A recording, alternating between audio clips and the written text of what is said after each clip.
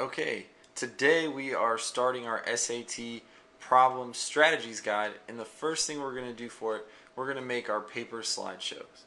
And I'm going to show you what that is today with an example of a factoring problem.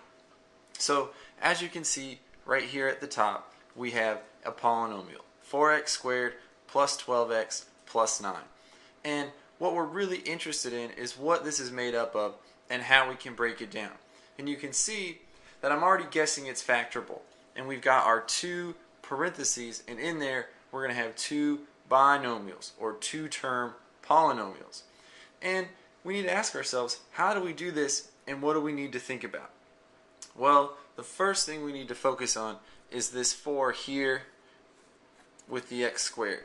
We take a look at that and we need to ask ourselves, what are the factors of that 4? And luckily for us, it's not a very big number. We know that the factors are 2 and 2 and 4 and 1. And you're thinking, great, those are my only choices, but I still don't know which ones to choose. That's okay. Let's just start with 4 and 1. That means that we have a 4x term that goes in our first, and we have just an x term that goes in our second. And now you're thinking, perfect, I'm almost there. What comes next? Now you need to think about this last term here in our problem, the 9. And what has to happen, these last two terms have to multiply together to be 9. So again, we'll keep this 4 and 1 off to the side, but we need to think of factors of 9. Again, it's not very big, so we can focus on 9 and 1, and we can focus on 3 and 3. Those are actually our only choices. But again, which one do we choose? Doesn't matter. Let's just start with 3 and 3. Now, that means if we want a plus 9, we're going to have a plus 3 in each of those. So now, we need to ask ourselves, is this going to work?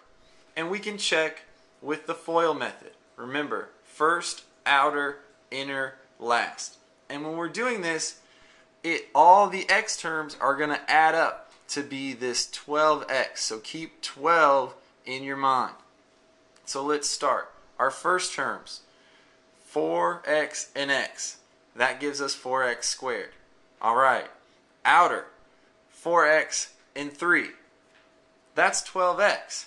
That's already as much as we can have, and we've only multiplied half of it. Is this going to work? Probably not. So instead, let's switch it out and think about 9 and 1. But do we even have to try this one?